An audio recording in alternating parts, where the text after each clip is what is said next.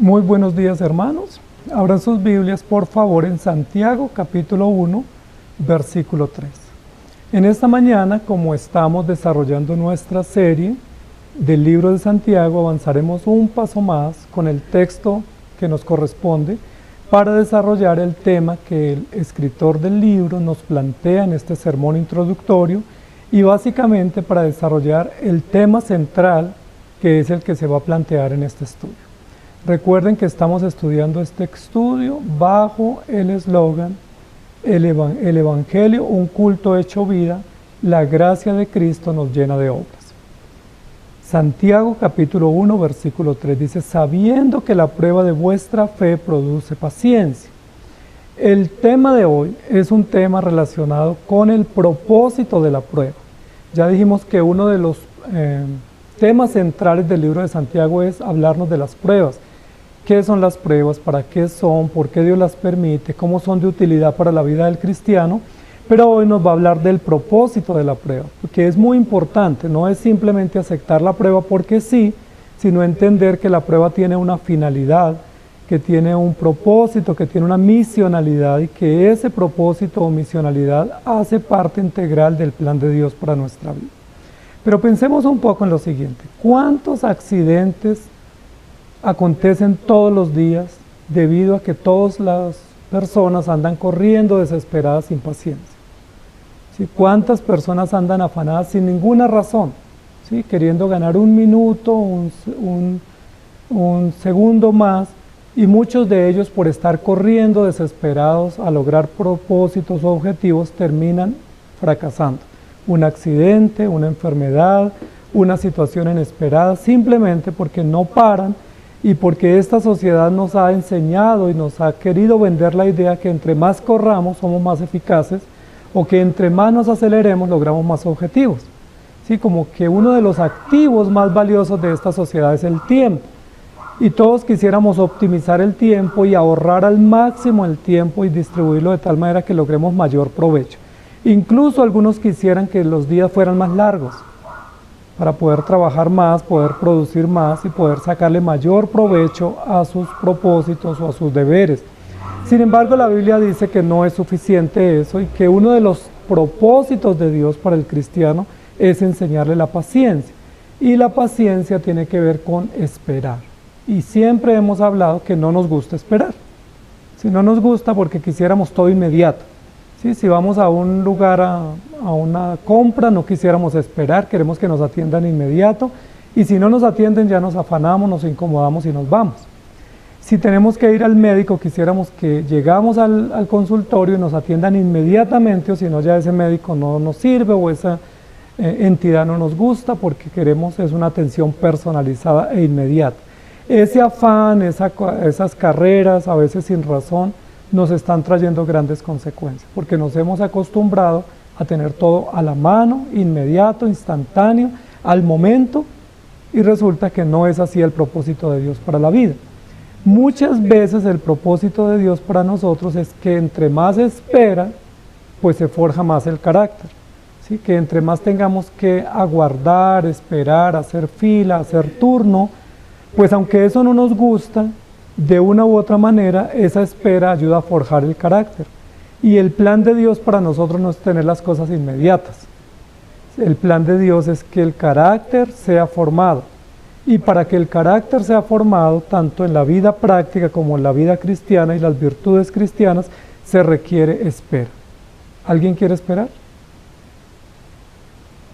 Se requiere paciencia. Se requiere tranquilidad, se requiere serenidad, y eso es lo que el apóstol nos quiere enseñar con este escrito. Por eso el texto dice, sabiendo que la prueba de vuestra fe produce paciencia.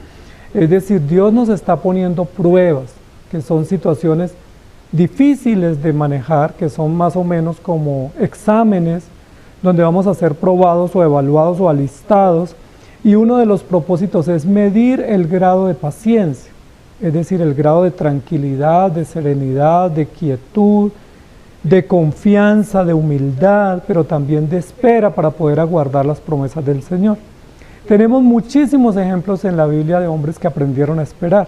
Yo no sé si hoy en día, en el siglo XXI, tuviéramos esas mismas características de hombres que saben esperar tanto tiempo. La Biblia habla, por ejemplo, de Abraham, y habla muy bien de Abraham, diciendo que Abraham, Dios le dio una promesa, Abraham creyó la promesa y tuvo que esperar por lo menos 25 años el cumplimiento de una promesa, que era la promesa de un hijo. La pregunta es, ¿quién de nosotros hoy esperaría tanto tiempo por esa promesa? ¿Sí? Seguro que ninguno, porque todos queremos que si nos dicen que es ya, o que se nos promete algo, quisiéramos recibirlo inmediato, y no quisiéramos esperar porque estamos muy apresurados en adquirir y en tener las cosas. A como dé lugar, sin importar qué pasamos por encima, qué principios negociamos, lo importante es llegar a la meta, ¿sí? Y llegar de primeras y llegar rápido en el menor tiempo posible. Es muy difícil lo que la Biblia nos va a plantear acá porque nos dice, estén alegres en diversas pruebas y recuerden que el propósito de la prueba, más que llegar a la meta de primeras o llegar y recibir la honra de estar en el podio, el propósito de la meta es la paciencia. El propósito de la prueba es la paciencia. Y nosotros no estamos preparados para esa conversación. Incluso el texto nos va a plantear que muchas veces nosotros queremos interferir en los propósitos de Dios para lograr cosas más rápido sin la espera de vida. Es decir, queremos como irnos por un atajo, evitar algunos procesos y como dar a entender que algunos de esos pasos no son necesarios y nos los podemos saltar para llegar más rápido. Eso hacen los deportistas, los competidores y muchas personas, incluso hoy en día en el campo, aceleran los cultivos, aceleran los crecimientos de los animales de granja, porque ellos dicen, yo no voy a soportar un año para sacar una tanda de animales.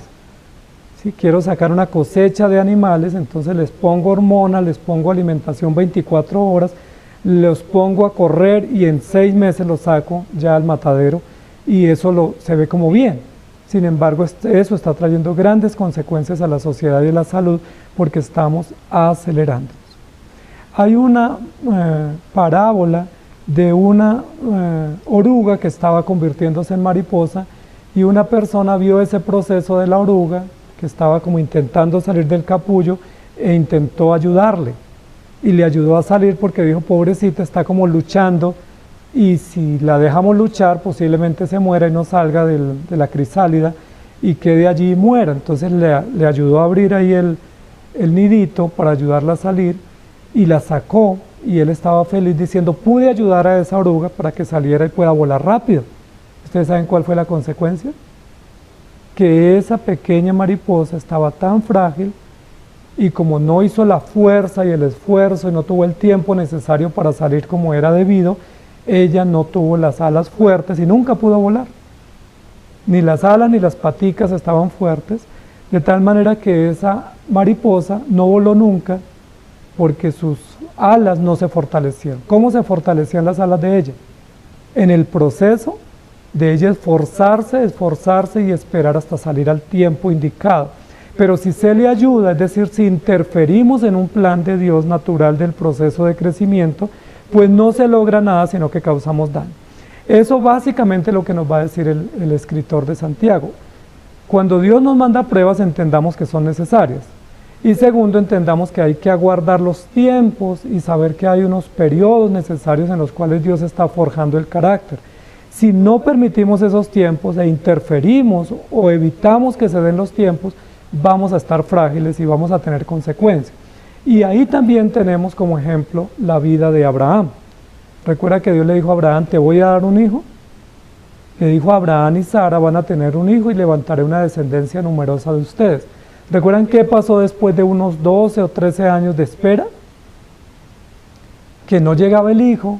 Y tanto Sara como Abraham tuvieron una conversa y dijeron, bueno, no ha llegado el hijo, ¿no será que es por este medio? Y sugirieron un medio alterno y usaron ese medio alterno que era Agar, y aunque aparentemente se daba cumplimiento a la promesa de tener un hijo adoptivo, recuerden cuánto dolor trajo para Abraham y Sara ese hijo que no era el hijo que Dios les había prometido, sino que ellos lo estaban adquiriendo mediante una ayuda.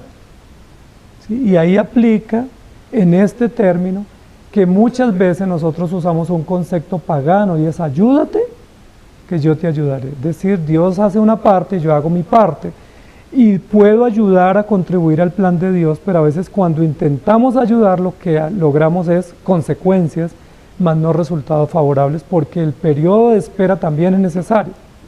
Y el periodo de paciencia y el periodo de trato de Dios para nuestras vidas también es necesario y se debe dar. Entonces no interfiramos en los planes de Dios, porque esa manera de actuar lo que hace es que traigamos consecuencias. También viene a mi mente el ejemplo de Jacob.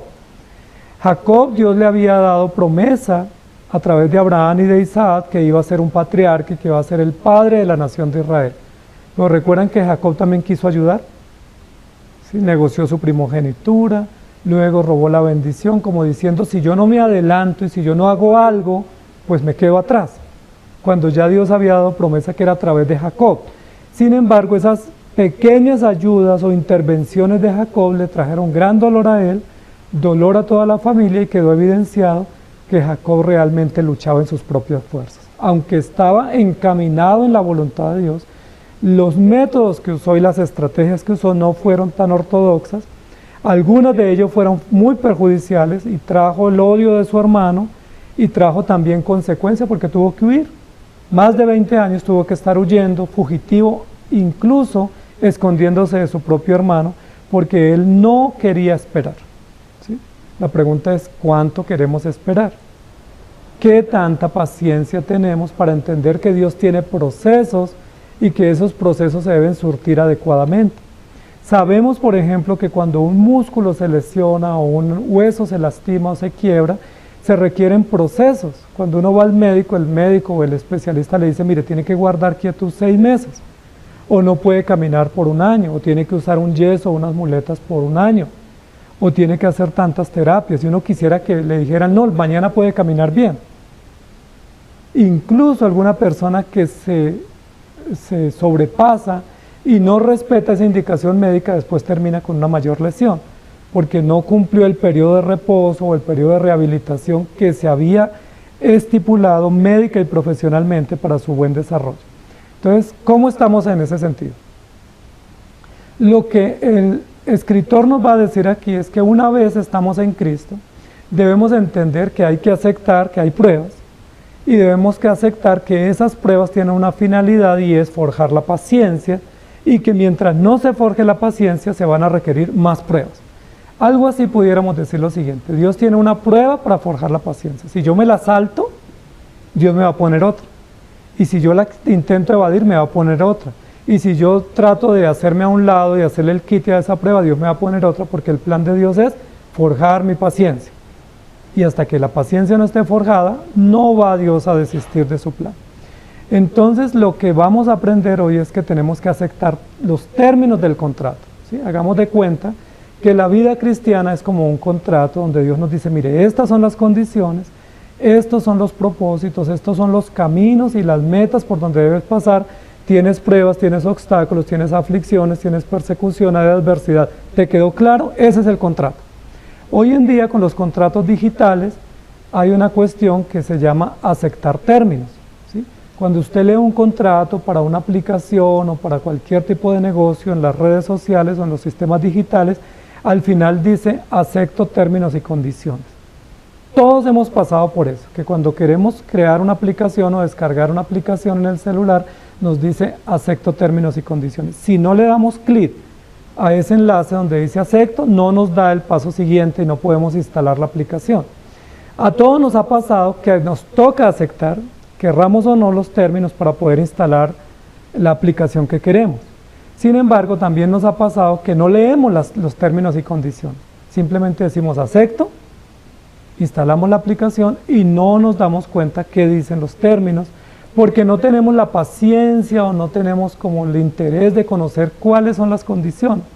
Y a veces nos ha pasado también que después de haber aceptado nos damos cuenta que pues nos siguen mandando publicidad o nos usan como referidos para otro propósito, o que la aplicación nos estaba poniendo una condición de tomar una información nuestra para otro uso y no nos gusta y nos molestamos y decimos, pero no entiendo por qué esta empresa o esta aplicación o esta plataforma invadió mi privacidad enviándome este tipo de información o de publicidad que yo no quería. La pregunta es, ¿no sería que cuando usted aceptó términos y condiciones ahí estaba incluido ese contrato o esa condición y usted no lo leyó. Puede suceder. Y retractarnos es muy difícil porque esos contratos son contratos inteligentes, contratos digitales que ya están estandarizados y que cuando usted le da acepto términos y condiciones, acepta todo lo que le gusta y lo que no le gusta. Y me llama la atención porque en la vida cristiana pudiéramos de alguna manera decir lo mismo. Una vez Dios nos dice, quiero que seas mi hijo, aceptas el trato y decimos, creo en ti, yo te voy a seguir donde quiera que vayas, aceptamos las condiciones. Yo no pudiera decir, acepto seguirte, pero sin pruebas. Acepto seguirte, pero sin compromiso. Acepto seguirte, pero sin ser fiel y permanecer a ti. O acepto seguirte por un tiempo y luego me aparto. La Biblia dice, no, el que acepta seguir al Señor, deja todo, toma la cruz y le sigue hasta el final. Y no pudiera más adelante decir, pero ¿por qué me vinieron las pruebas? Yo no estaba enterado. Porque eso hace parte del contrato. Por eso nuestro estudio es acepto términos, acepto las condiciones y las respeto porque sé que son necesarias y que son útiles para mi crecimiento. Otro aspecto importante que debemos entender es que en el tema de la paciencia juega un papel muy importante el tiempo. Cuando la Biblia dice que hay pruebas y la prueba quiere medir la paciencia tiene un tiempo de cómo se va forjando y ese tiempo requiere espera. La espera tiene que ver con el tiempo y como dijimos al comienzo, el tiempo es un activo valioso en esta sociedad y no queremos desperdiciarlo, entonces quisiéramos como ir mucho más rápido. Nosotros a veces quisiéramos más rápido, nos ha pasado incluso con los hijos pequeños, que cuando teníamos los hijos pequeños decíamos, pero ¿cuándo caminará? Sí, estoy deseoso de verlo caminar. O estoy deseoso de verlo que ya hable bien, o que ya se vista solo, o coma solo, y ese tiempo era necesario surtirlo, aunque a veces estábamos un poco apresurados queriendo que fuera más rápido. Sin embargo, si miramos ahora hacia atrás, ese tiempo pasó tan rápido que no solamente crecieron, caminaron, sino que ya se independizaron, y se fueron nuestros hijos y el tiempo pasó. Entonces el tiempo de la espera es muy importante, porque en ese tiempo se miden las condiciones de cómo está nuestra paciencia y cómo estamos creciendo en el tiempo de la adversidad. Nosotros quisiéramos que el periodo de la prueba, es decir, del invierno, fuera más corto y que el de la primavera fuera más largo, pero no es así. Cada cosa tiene su tiempo y como lo dice el libro de Eclesiastés, cada tiempo es valioso y es útil para poder entender el plan del Señor. Entonces, amados hermanos, los tiempos nunca juegan en contra en la vida del creyente, siempre juegan a favor, porque el tiempo es un activo que Dios dispuso para su gloria y nos sometió al tiempo para que nosotros mostremos cuánta paciencia tenemos. La Biblia va a poner como ejemplo de paciencia en el libro de Santiago 3 modelos, que son 3 modelos extraordinarios que nos traen mucha enseñanza y son ejemplo de paciencia y ejemplo de quienes esperaron y aguardaron los tiempos requeridos. El primer ejemplo que presenta el libro de Santiago en todo el desarrollo del escrito del sermón es el ejemplo selecto y sublime de nuestro Señor Jesucristo. Es el mejor ejemplo para entender la paciencia. Y así como nos dice que aprendamos de él mansedumbre y humildad, también nos muestra el ejemplo de Cristo como un modelo de paciencia. Habéis escuchado las aflicciones del Señor Jesucristo, que Él aguardó pacientemente hasta el momento oportuno de entregar su vida por nosotros. No se quejó, no abandonó, no desertó, no se desesperó, tuvo la paciencia de esperar. Ese es el modelo por excelencia, Jesucristo en todo, modelo de paciencia, de humildad, de fortaleza y de constancia. Pero hay otro modelo en el libro de Santiago que más adelante lo va a desarrollar y es el ejemplo de Job. Job es otro ejemplo de paciencia.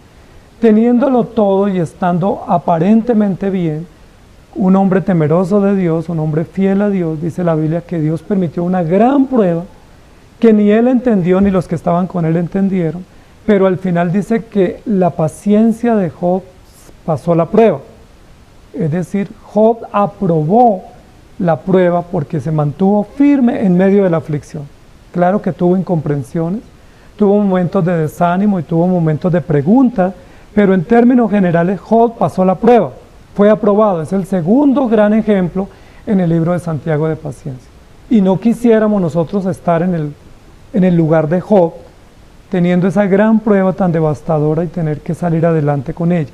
Y el tercer ejemplo de paciencia y de espera que nos presenta Santiago es el ejemplo de los profetas. Dice, consideren a los profetas que fueron perseguidos, torturados, algunos encarcelados, otros fueron incluso aserrados y exiliados, gran tipo de torturas y de sufrimientos, dice, pero ellos se mantuvieron firmes en el compromiso de predicar y de aguardar el Mesías porque tenían la esperanza en que todo eso que estaban anunciando era real y que tendría cumplimiento y que al fin del día ese esfuerzo y esa tarea y ese compromiso daría fruto. Entonces, tres grandes modelos de paciencia. Nos debemos identificar con esos tres modelos porque cada uno nos enseña.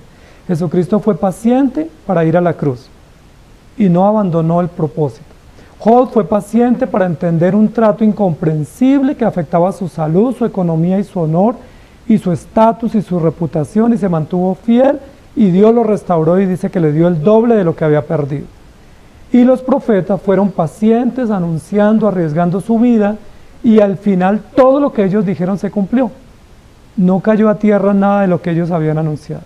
Entonces tenemos tres modelos, amados hermanos, para que entendamos que esos tres ejemplos que Santiago nos plantea aceptaron los términos del contrato, vieron el resultado de su esfuerzo y de su paciencia y de su fortaleza y tuvieron un resultado final.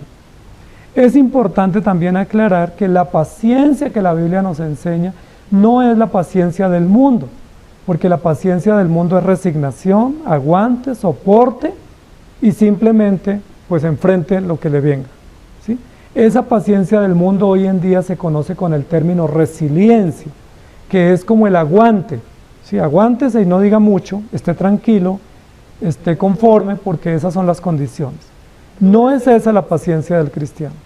La paciencia del cristiano no tiene nada que ver con resignación, no tiene nada que ver con aguante, no tiene nada que ver con resiliencia, porque esa es la paciencia humana. Sí, espere a ver al final qué resulta. Sí, como que le llegó una prueba, enfréntela y espere a ver si al final resulta algo bueno de eso. No sabemos qué pase, pero tenga la expectativa, mantenga la fortaleza y la firmeza de que al final algo bueno saldrá. Esa es la paciencia humana, esa es la paciencia del mundo, esa es la paciencia del pagano y esa es la paciencia de la expectativa ilusoria a ver si resulta algo bueno de eso. No es así nuestra paciencia, porque la paciencia nuestra tiene nombre propio y se llama Jesucristo. Y la paciencia del cristiano es una espera gozosa, no en que nos vaya bien y en que se termine la carga o la exigencia de la prueba, sino la paciencia del cristiano es que el Señor viene. Santiago nos va a dirigir a uno de los temas más espectaculares de la vida cristiana, que es la expectativa por la venida del Señor. Así como los profetas dieron la vida por predicar a Cristo que iba a nacer, nosotros damos la vida por predicar a Cristo que va a venir a juzgar a los vivos y a los muertos. Cuando Santiago nos dice, tengan paciencia, ¿cuál es el límite de la paciencia? ¿Recuerdan? Dice, hasta la venida del Señor. Y eso es glorioso. Es decir, no es hasta que las condiciones se mejoren, o hasta que se termine la presión o pase el desierto y venga la abundancia de agua o de provisión. No es hasta ese momento la persistencia nuestra. La persistencia del cristiano es hasta que el Señor venga, es decir, hasta que nos llame a su presencia. Y esa paciencia tiene que ver con la venida del Señor. No tiene que ver con nada más de condiciones mejoras de política o de economía o de que la salud se arregle. Esa es la paciencia del hombre. Pero la paciencia del cristiano, que es una paciencia virtuosa, es el Señor viene. Y ese es el gozo, la gratitud y la esperanza que tenemos. Por eso es una paciencia llena de virtud, llena de gratitud y llena de confianza, porque Él viene y cuando Él venga, pues nosotros nos vamos con Él. ¿Qué más glorioso para un cristiano saber que todas las pruebas que pasa acá no son comparables con la gloria venidera? Y no hay nada más glorioso y agradable para nosotros que saber que esas situaciones temporales van a producir un mayor peso de gloria y que nos están preparando o alistando para la venida del Señor. Vamos a ir leyendo algunos textos que nos van a servir de apoyo. Está uno en Hebreos capítulo 5, versículo 8 al 10, que quiero que leamos. Dice, y aunque era hijo, está hablando de Jesucristo, por lo que padeció, aprendió la obediencia. Y habiendo sido perfeccionado, vino a ser autor de eterna salvación para todos los que le obedecen, y fue declarado por Dios sumo sacerdote, según el orden de Melquisedec. Está hablando de Jesucristo, está refiriéndose al Hijo de Dios. Dice, estando aquí en la tierra, siendo hijo del Padre eterno, padeció, y a través de ese padecimiento aprendió obediencia. Es decir, él tuvo que ser entrenado en la obediencia al Padre, en la paciencia y en la espera de que todos los propósitos que él estaba aquí cumpliendo tenían un final o un feliz término, y que valían la pena y que eran necesarios. Dice, habiendo sido perfeccionado, vino a ser autor de eterna salvación para los que lo obedecen, y fue declarado sumo sacerdote. Es decir, ¿valió la pena? Valió la pena en el Hijo de Dios soportar, esperar, aguantar, con la esperanza gloriosa de que era parte del plan sublime y que era indispensable ese padecimiento para la salvación de los cristianos. Ahora, de alguna manera el padecimiento de Cristo no lo beneficiaba a él, porque el padecimiento de Cristo nos beneficia a nosotros. Es decir, el beneficiario directo de los padecimientos de Cristo no fue él, porque él no tenía razón para haberlo hecho. Santo, perfecto, Hijo de Dios en el trono, y se despojó voluntariamente de esa gloria para venir a morir, para beneficiarnos a nosotros. Pero en el caso de la paciencia del cristiano, sí lo beneficia al cristiano. O sea, la paciencia nuestra nos beneficia a nosotros, mas no a Dios, y la paciencia del padecimiento de Cristo nos benefició a nosotros y no a él. Interesante tener en cuenta eso. Valió la pena. Primera de Pedro, capítulo 1, versículos 6 al 9, dicen lo siguiente. En lo cual vosotros os alegráis, aunque ahora por un poco de tiempo, si es necesario, tengáis que ser afligidos en diversas pruebas, para que sometida a prueba vuestra fe, mucho más preciosa que el oro, el cual aunque perecedero se prueba con fuego, sea hallada en alabanza, gloria y honra cuando sea manifestado Jesucristo, a quien amáis sin haberle visto, en quien creyendo aunque ahora no lo veáis, os alegráis con gozo inefable y glorioso, obteniendo el fin de vuestra fe, que es la salvación de vuestras almas. Alégrense, pero no olviden que tendrán que ser afligidos. Pero que esa aflicción pasajera, temporal y necesaria no opaque el gozo, no opaque la gratitud y no nos quite de vista el objetivo que es la gloria del Señor. Y para que una vez sometida a prueba vuestra fe en el horno de fuego, sea hallada en alabanza y gloria para Jesucristo, y para que os alegráis con gozo inefable y glorioso, obteniendo el fin de vuestra fe. ¿Cuál es el fin de la fe? La salvación de vuestras almas. Es decir, todas las pruebas o la nube de pruebas o el conjunto de pruebas que Dios permite para el creyente, le están preparando o entrenando o alistando para recibir la salvación plena y gloriosa en la presencia del Señor. Les pregunto, ¿vale la pena? La Biblia dice, muchos se esfuerzan por una corona corruptible. Los deportistas, los competidores, los entrenadores, los cantantes, los que quieren tener fama y poder, se esfuerzan, se sacrifican, son decididos, tienen muchas abstenciones simplemente por premios temporales. Sí, algunos incluso se esfuerzan grandemente por una medalla. Simplemente una medalla que la cuelgan en la pared o en el cuello y no tiene más efecto. Pero hacen un gran esfuerzo y sacrificio porque dicen, yo quiero ganarme ese puesto o esa medalla en la competencia. Lo hacen por coronas y causas corruptibles, temporales, efímeras, e incluso que no les traen más cosa que un momento de gloria y nada más.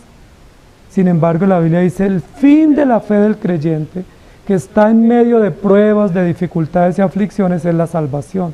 No vale la pena mucho más esforzarnos por las cosas de Dios, que nos traen premios y garantías y galardones eternos, que por las cosas de este mundo. Por eso dice la Biblia, puesto los ojos en Jesús, pongan la mirada en Él, separados de Él, nada van a poder hacer.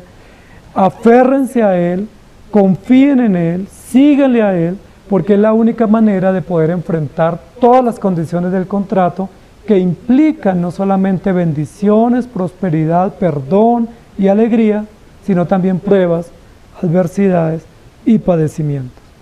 Leamos lo que dice Juan capítulo 10, versículos 1 al 21.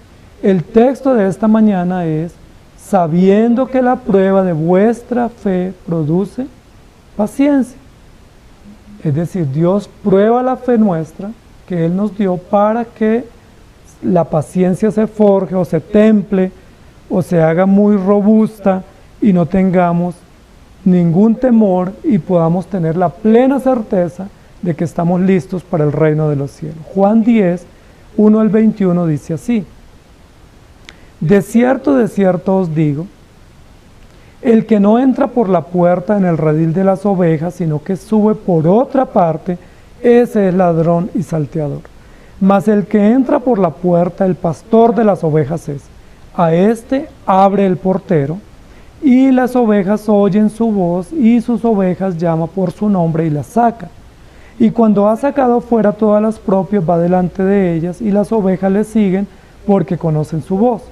Mas al extraño no seguirán, sino huirán de él, porque no conocen la voz de los extraños. Esta alegoría les dijo Jesús, pero ellos no entendieron qué era lo que les decía. Llama la atención que Jesús está hablando a sus discípulos, a aquellos que habían decidido seguir a Jesús, y Jesús les está dando una parábola y les dice: bueno, yo soy el pastor, yo los llamé, síganme a mí, escuchen mi voz solamente. Sigan solamente mis pisadas y sigan solamente mis indicaciones. Y los discípulos dijeron: ¿a qué se refiere? No entendemos. Se parece mucho a nuestras audiencias hoy en día, que cuando Dios nos habla pareciera que no entendemos y pareciera que estamos haciendo como caso omiso a las cosas o a las indicaciones que el Señor nos da, como diciendo: ¿de qué me habla? ¿Sí? No entiendo. Pero Jesús estaba hablando claro. Y es muy fácil entender que Él nos dice: yo te creé, yo te llamé, yo te perdoné, ahora sígueme. ¿Es claro o no? ¿Qué de difícil está allí en eso, en ese mensaje para decir no lo entendemos? Pero así como los discípulos dijeron no entendemos, tampoco nosotros entendemos muchas veces. Ahora, no entendemos no porque el mensaje sea confuso. Nosotros no entendemos es porque nuestro corazón divaga y nosotros quisiéramos tener la puerta abierta para seguir a quien querramos y no solamente a nuestro Señor. Esa es la razón de la dificultad para entender. El mensaje es claro, el propósito es claro, pero nuestro corazón es confuso y nuestro corazón quisiera seguir a muchos señores a la vez. Por eso Jesús dijo: no podéis servir a dos señores. O seguís al Señor verdadero, o seguís a la riqueza, o seguís la verdad de Cristo, o seguís a tu propio corazón. Y continúa diciendo lo siguiente: volvió pues Jesús a decirles, 0 y van 2, repetición del mensaje. No hubiese sido necesaria la repetición del mensaje porque fue claro, fue preciso y los discípulos debieran haber aceptado que era claro y simplemente disponerse a seguirlo. Lo que Jesús les está diciendo es: o me siguen solo a mí o no me siguen. Ahí hay una declaración de exclusividad. Como ellos manifestaron no haber entendido lo que Jesús les decía, Jesús volvió a decirles: de cierto os digo, yo soy la puerta de las ovejas. Todos los que antes de mí vinieron, ladrones son y salteadores, pero no los oyeron las ovejas. Yo soy la puerta. Un poco más claro: el que por mí entrare será salvo, y entrará y saldrá y hallará pastos. El ladrón no viene sino para hurtar y matar y destruir. Yo he venido para que tengan vida y para que la tengan en abundancia. Yo soy el buen pastor. El buen pastor su vida da por las ovejas. Mas el asalariado, y que no es el pastor, de quien no son propias las ovejas, ve venir al lobo y deja las ovejas y huye. Y el lobo arrebata las ovejas y las dispersa. Así que el asalariado huye porque es asalariado y no le importan las ovejas.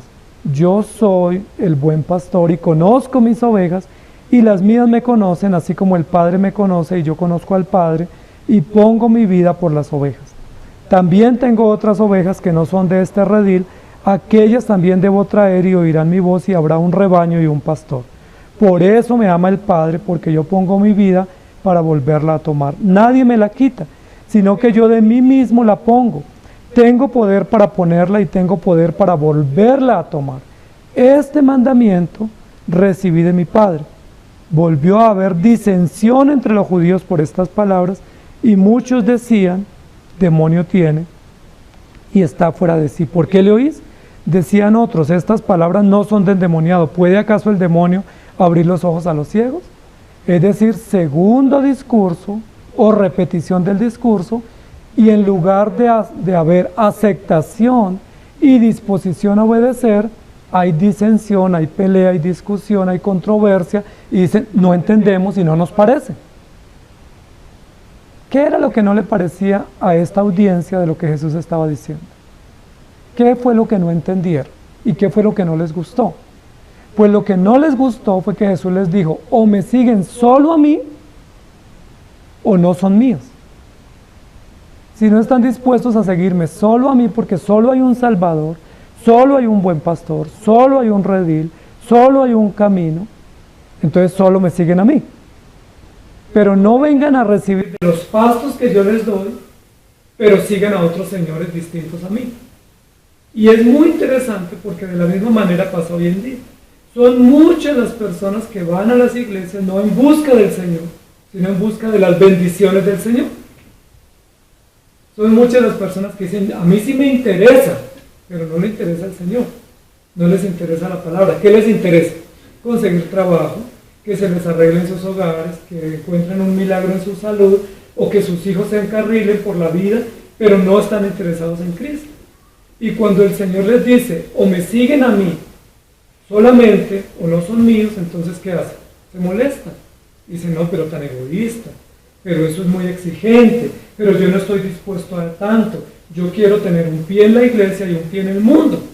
Yo quiero venir y alegrarme con las bendiciones de Dios, pero no estoy dispuesto a comprometerme con el Dios de las bendiciones.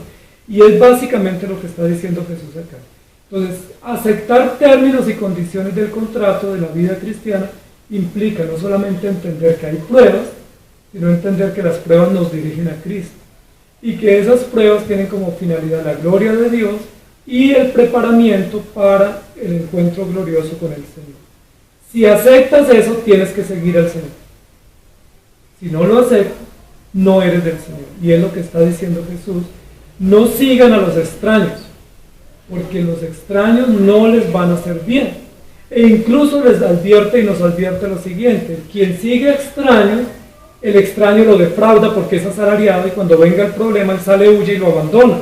¿Usted qué prefiere? ¿Alguien que esté con usted hasta el final o alguien que lo abandone en el momento más difícil? ¿Usted qué prefiere? ¿Una garantía de protección y seguridad a largo plazo o una aparente promesa que no se va a cumplir rápida porque dice el asalariado también es ladrón y también es salteador y también es traicionero? Y es falso. El asalariado no le importa sino su propio beneficio. El mundo es así. Las personas que se muestran amigos o que se muestran cercanos o que nos juran lealtad, en realidad no lo están haciendo. El único confiable y garantizable es nuestro Dios. Por eso dice la Biblia, si el hombre es infiel, Dios permanece fiel. Y sea Dios veraz y todo hombre mentiroso, porque Dios es fiel, confiable, seguro y garantizable total y plenamente. Entonces, ¿están aceptando términos y condiciones? Implican pruebas, implican paciencia, implica espera, pero implica seguimiento. Y ese propósito es para forjar confianza y para crear vínculo de dependencia del Señor. Leamos otros textos que nos van a servir para comprender lo que estamos explicando en esta mañana. Primero de Samuel, capítulo 13, versículo 1 al 14. Primera de Samuel, capítulo 13, versículo 1 al 14.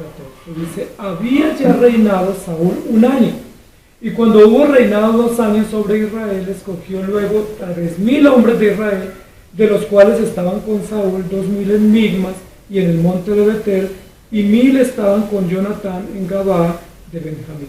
Y envió el resto del pueblo cada uno a sus tiendas. Y Jonatán atacó a la guarnición de los filisteos que había en el collado, y lo oyeron los filisteos. E hizo Saúl tocar trompeta por todo el país diciendo: oigan los hebreos. Y todo Israel oyó lo que se decía: Saúl ha atacado a la guarnición de los filisteos, y también que Israel se había hecho abominable a los filisteos, y se juntó el pueblo en pos de Saúl en Gilgal. Entonces los filisteos se juntaron para pelear contra Israel, 30.000 carros, 6.000 hombres de a caballo, y pueblo numeroso como la arena que está a la orilla del mar, y subieron y acamparon en Migmas, al oriente de Bet-Aven. Cuando los hombres de Israel vieron que estaban en estrecho, porque el pueblo estaba en aprieto, se escondieron en cuevas, en fosas, en peñascos, en rocas y en cisternas, y algunos de los hebreos pasaron el Jordán a la tierra de Gad y de Galaad, pero Saúl permanecía en Gilgal, y todo el pueblo iba tras él temblando por la amenaza que representaban los filisteos. Y él esperó 7 días, conforme al plazo que Samuel había dicho, pero Samuel no venía a Gilgal, y el pueblo se le desertaba. ¿Por qué se desertaba el pueblo? Porque estaba con miedo. Y el pueblo lo que estaba diciendo era: un día más de espera y yo me devuelvo, porque tengo miedo, tengo terror de enfrentar a los filisteos, y era como una excusa natural para huir. Entonces dijo Saúl: traedme holocausto y ofrendas de paz, y ofreció el holocausto. Y cuando él acababa de ofrecer el holocausto, he aquí Samuel que venía, y Saúl salió a recibirle para saludarle. Entonces Samuel dijo: ¿qué has hecho? Y Saúl respondió: porque vi que el pueblo se me desertaba, y que tú no venías dentro del plazo señalado, y que los filisteos estaban reunidos en Migmas, me dije: ahora descenderán los filisteos contra mí a Gilgal, y yo no he implorado el favor de Jehová. Es una de las historias muy interesantes sobre la falta de paciencia, de compromiso y de perspectiva, de enfoque en las cosas del Señor. Saúl era el rey del pueblo, el comandante del ejército, y estaban esperando que Samuel, que era el profeta de Dios, fuera e hiciera una ceremonia, un sacrificio y una oración, pidiendo a Dios victoria contra los filisteos. 7 días le dijo Samuel: espérame, en 7 días voy. Y parece que llegó el día 8. Y como llegó el día 7 y no llegaba, ¿qué dijo Saúl? Tengo razones, tengo motivos, voy a oficiar un sacrificio. No se le permitía a Saúl ofrecer sacrificio porque Saúl era rey, y los que ofrecían sacrificios eran los sacerdotes o los profetas. No se le permitía a los reyes entrar al templo a oficiar ceremonias religiosas porque no eran ministros de culto, eran ministros civiles. Los únicos ministros de culto eran los sacerdotes.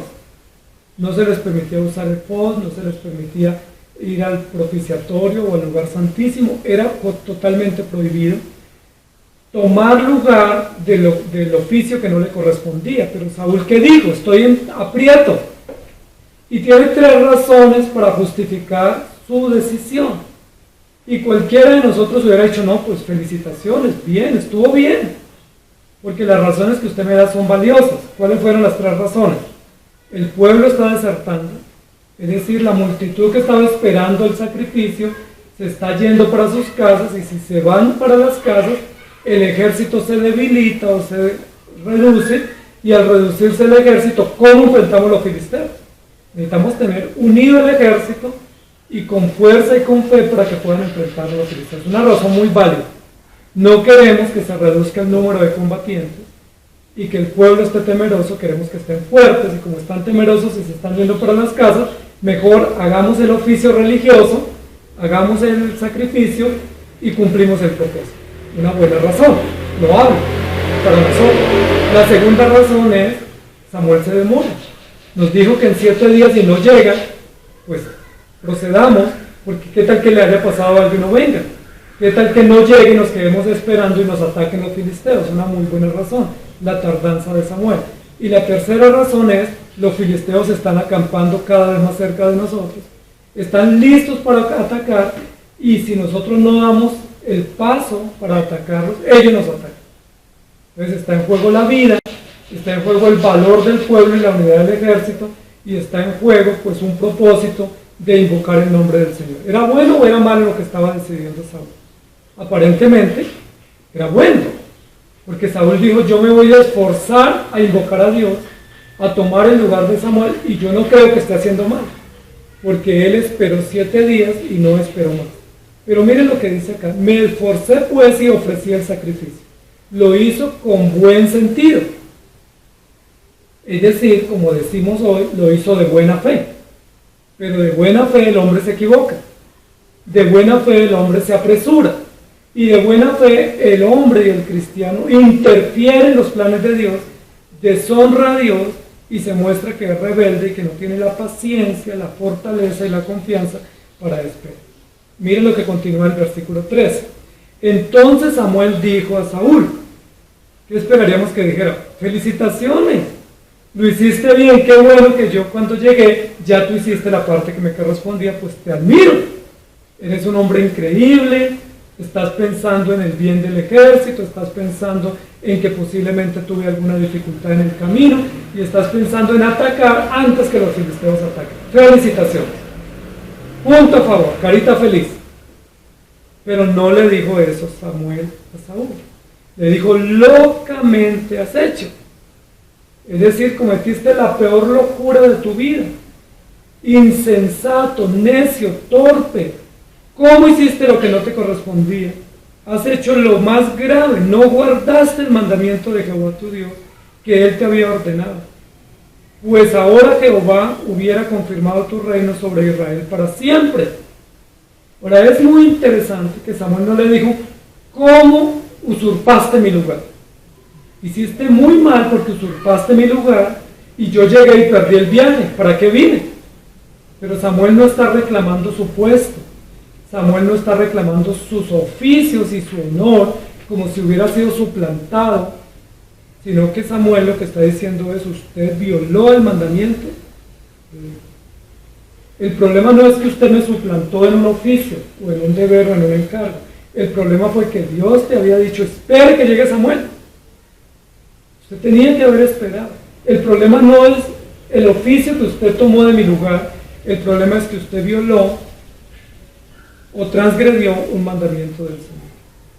Y Samuel le continúa diciendo: mas ahora tu reino no será duradero. Jehová se ha buscado un varón conforme a su corazón, el cual Jehová ha designado para que sea príncipe sobre su pueblo, por cuanto tú no has guardado lo que Jehová te mandó. Y uno diría: pero Dios es muy exagerado. No era para tanto. Un pequeño error le costó el reinado y la monarquía hereditaria a Saúl. Eso es muy grave, muy exagerado nuestro Dios, pero no es exagerado. Lo que está mostrando acá Saúl era que Saúl tenía su propia agenda y que no estaba dispuesto a someterse a los requerimientos de Dios, y que para Saúl importaba mucho que el pueblo confiara en él y no que el pueblo confiara en Dios. A Saúl le importaba mucho su propia imagen, su propio honor. Él quería tener el pueblo reunido, quería tener el pueblo fuerte, quería que el pueblo tuviera valor para enfrentar la guerra, pero no por los medios legítimos, sino por sus propios recursos y por sus propias ideas. ¿Cómo les parece? ¿Aceptó Saúl los términos y las condiciones? No. Saúl estaba diciendo: si se demora un poco, yo me hago cargo.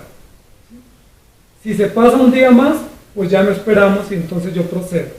Pero no era su lugar, no era su oficio, y él estaba claramente violentando el mandamiento del Señor.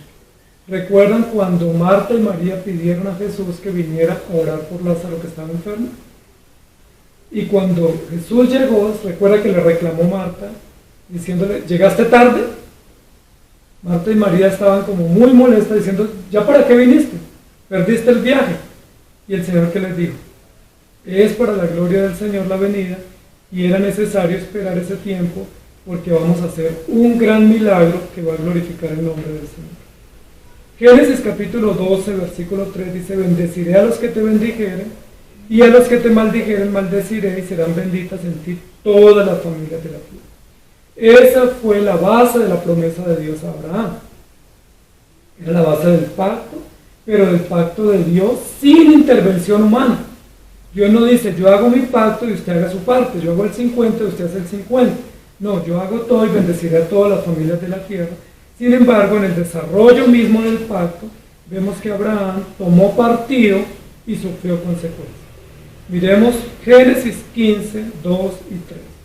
Dice, y respondió Abraham, Señor Jehová, ¿qué me darás, siendo así que ando sin hijo, y el mayordomo de mi casa es este Damaseno Eliezer?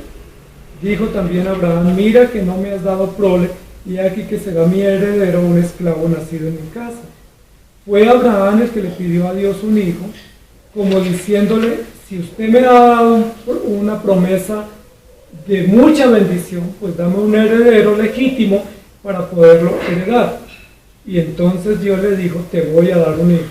Y ese hijo será el hijo que va a heredar no solamente la herencia material, sino las herencias de la promesa del pacto. Eso fue de mucha alegría y esperanza para Abraham, porque Abraham dice que no quería dejarle su herencia a un Damaseno, que era su mayordomo y su cuidador y quien estaba a su lado. Génesis 17:1 dice, era Abraham de edad de 99 años cuando le apareció Jehová y le dijo, yo soy el Dios Todopoderoso, anda delante de mí y sé perfecto. Edad de 99 años, un hombre muy anciano ya, esperando una promesa y aguardando el cumplimiento. Y luego en Génesis 21:5 dice, y era Abraham de 100 años cuando nació Isaac su hijo. De 100 años, es decir, la promesa se ha ido cumpliendo en medio de las esperas, en medio de todas las dificultades. Pero miren lo que dice luego Hebreos 6:15. Pese a todos los errores y a que Abraham interfirió y a que Abraham intuyó que había una salida distinta a través del hijo de Agar y a través de la adopción de ese hijo como propio, Dios le dio su propio hijo, que fue Isaac, a los 100 años. Y en Hebreos 6:15 dice, y habiendo esperado con paciencia, alcanzó la promesa. Es decir, el hecho de que Abraham esté registrado en Hebreos como un hombre de fe, nos indica que tuvo la paciencia para esperar el hijo de la promesa, con un desacierto que trajo dolor y aflicción, pero tuvo la paciencia de esperar que Dios le iba a dar un hijo legítimo y que de ese hijo vendría el cumplimiento posterior de las promesas del pacto. Habiendo esperado con paciencia, alcanzó la promesa. Ese es el resultado de la paciencia del cristiano, que tiene un premio seguro, que tiene un final feliz y que tiene un cumplimiento seguro y un propósito fiel. En Hebreos capítulo 10, versículo 36 también dice, porque os es necesario la paciencia, para que habiendo hecho la voluntad de Dios, obtengáis la promesa. Recuerden que paciencia virtuosa en el contexto de la Escritura no se refiere a aguante ni a resignación, ni a soporte. Paciencia virtuosa se refiere a fortaleza, persistencia, constancia y esperanza. Pero una esperanza llena de gozo y de gratitud porque el Señor viene. Y el Señor al venir por su pueblo, pues garantiza todas las promesas y nos hace plenos todos los compromisos que Él adquirió a favor de sus hijos. Es necesaria la paciencia, lo dice Hebreos.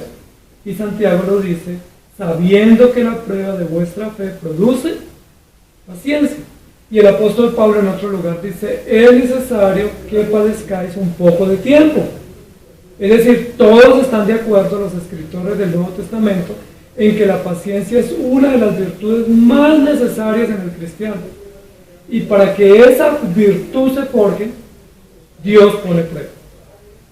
Y las pruebas son el medio visible, como Dios obra, la virtud invisible, que es la paciencia. Apocalipsis 3:10. Por cuanto has guardado la palabra de mi paciencia, yo también te guardaré de la hora de la prueba que ha de venir sobre el mundo entero, para probar a los que moran sobre la tierra. Por cuanto has guardado la palabra de mi paciencia, es decir, aceptaste términos y condiciones, te sometiste a mis requerimientos, aceptaste mis tratos y mis disposiciones y mis prescripciones y mis prerrogativas, por lo tanto yo te entraré al reino de los cielos.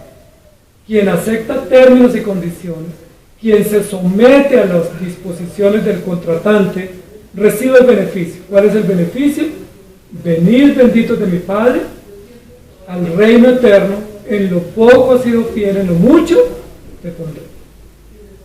En Apocalipsis 14:12 dice: aquí está la paciencia de los santos, los que guardan los mandamientos de Dios y la fe de Jesús. ¿Dónde está la paciencia resumida? Lo que está diciendo es: aquí está la paciencia resumida, o el resultado de la paciencia. Está hablando de los que están en el reino celestial. Está hablando de la multitud vestida de ropas blancas. Recuerdan Apocalipsis 14 y 12. Había una multitud presente en el trono celestial vestida de ropas blancas, diciendo al Cordero que fue inmolado, digno de abrir el libro y de desatar los sellos. Y dice el Señor: aquí está la paciencia reunida. Algo así como: valió la pena. ¿Sí? Todos los que tuvieron la paciencia, la espera y la perseverancia lograron su cometido, están en el reino de los cielos, es decir, llegaron a la meta, recibieron el premio, valió la pena. ¿Cuántas veces nos hemos puesto a pensar si todas esas pruebas que Dios pone en nuestra vida valen la pena? Incluso a veces pudiésemos pensar como la esposa de Job: maldice a Dios y muérete. O sea, no vale la pena, ese Dios tuyo no sirve porque te tiene bajo sufrimiento, bajo enfermedad, bajo escasez, y parece que te tiene como en una prensa donde no te deja libre y donde no te deja tener autonomía y como tener respiro. Pero el Señor dice: valió la pena, aquí está la paciencia reunida, está el fruto de los que perseveraron, de los que llegaron a la meta y lograron su propósito. Gloria a Dios por aquellos que nos han antecedido. Por eso Hebreos dice que tenemos una nube de testigos que nos han antecedido y que todos fueron probados, pero todos llegaron a la meta. Espero y esperamos que en esa nube de testigos estemos nosotros, que en medio de diversas pruebas Dios está forjando el carácter y nos está entrenando y alistando para llevarnos a su reino, y que muy pronto podamos estar en esa multitud vestida de ropas blancas, escuchando del Señor diciendo: aquí están todos los pacientes, aquí están todos los que perseveraron, aquí están todos los que aceptaron los términos del contrato y los que ven redimido su propósito y su esfuerzo a través de esta bendición eterna. Números 12:3 dice así: y aquel varón Moisés era muy manso, más que todos los hombres que había sobre la tierra. Paciencia, fortaleza, persistencia, constancia. Pese a eso, Moisés también tuvo errores. Recuerden que Moisés, en un acto de rabia y de molestia, de ofuscación, cometió faltas delante de Dios que le costaron la entrada a la tierra prometida. Pero no pudo entrar a Canaán, pero va a entrar al reino de los cielos. Tuvo una consecuencia temporal, pero esa consecuencia temporal que sufrió ya, pues fue un caso juzgado y tendrá entrada al reino de los cielos. Romanos 5:3 dice: y no solo esto, sino que también nos gloriamos en las tribulaciones, sabiendo que la tribulación produce paciencia. Dice la Biblia: es necesario que seamos probados aquí para que podamos disfrutar eternamente. Sería terrible que Dios le hubiera dicho a Moisés: como obraste mal, te voy a dejar entrar a la tierra de Canaán, pero no te voy a dejar entrar al reino de los cielos. Eso sí hubiera sido trágico. Pero lo que le dijo fue: como obraste mal, con rabia, con ofuscación, te irritaste, no te voy a dejar entrar a la tierra de Canaán, pero eres bienvenido al reino de los cielos. Y eso es maravilloso. Es necesario ser probados aquí, tener consecuencias aquí, tener disciplinas aquí, tener situaciones humillantes aquí, para que a través de todas ellas Dios nos pruebe y nos prepare y nos limpie y nos santifique y nos lleve al reino de los cielos. Por eso nos gloriamos en las tribulaciones.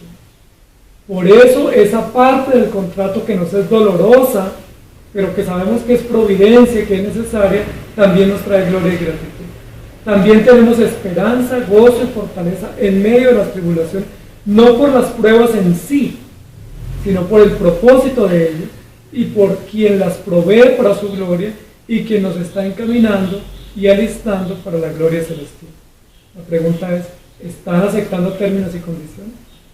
Porque quien acepta la salvación y el perdón e ingresar a las bodas del Cordero también acepta que el medio provisto para ese propósito es las pruebas y la santificación. No puedo decir quiero solo lo bueno y no lo malo. Recuerden que eso dijo Job. ¿Recibiremos solo de Dios lo bueno y no lo malo? Es decir, aceptaremos solo lo que nos gusta y desecharemos lo que no nos gusta o no nos parece. Pues no, tanto lo uno como lo otro vienen de Dios y hacen parte integral del propósito de prepararnos para la venida del Señor. Santiago nos dice, hay que aceptar términos y condiciones. En el momento en que tú dices, creo en Cristo y le sigo, te haces merecedor de un propósito de pruebas diversas que te van a forjar, te van a entrenar y a tonificar para que estés listo y preparado para la venida del Señor.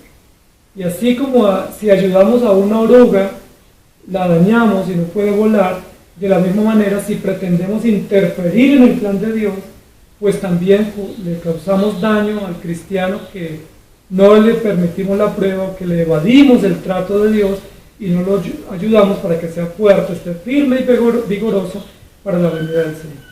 Amados hermanos, que el Señor nos ayude. Y el contrato incluye pruebas. Y esas pruebas vienen de Dios para un buen fin y es llevarnos a la gloria celestial. Oremos. Señor, gracias te damos por tu palabra, porque tu palabra es segura y no nos oculta nada del propósito que tú estás desarrollando y ejecutando para tu propia gloria y también para nuestra bendición. Gracias, muchas gracias, porque es necesario que a través de diversas pruebas sea mostrado a la luz quiénes son aprobados. Y es necesario que a través de muchos obstáculos, como si fuera una carrera de obstáculos, vayamos viendo cómo tú nos estás llevando de triunfo en triunfo, de victoria en victoria, acercándonos, preparándonos para que abracemos cada vez más de cerca tu presencia y tu reino, y para que muy pronto, estando en tu tribunal, recibamos el veredicto: venid benditos de mi Padre a la gloria eterna. Ayúdanos, Señor. Gracias por las pruebas. Danos la fuerza, la sabiduría, la gratitud, la actitud adecuada para poder entenderlas, sabiendo que son provisiones fieles y buenas, sabias y oportunas para forjar nuestro carácter, para limpiarnos de tanta escoria y para hacernos actos para el reino de los cielos. Gracias te damos, sabiendo a partir de hoy que la prueba de vuestra fe produce paciencia, y la paciencia es la espera gloriosa en la venida del Señor y el cumplimiento pleno de tus promesas. Muchas gracias te damos y rogamos nos ayudes, nos auxilies, nos des fuerza y valor para esperarte a ti como viendo al invisible. En el nombre de Jesús. Amén. Que el Señor les bendiga, amados hermanos.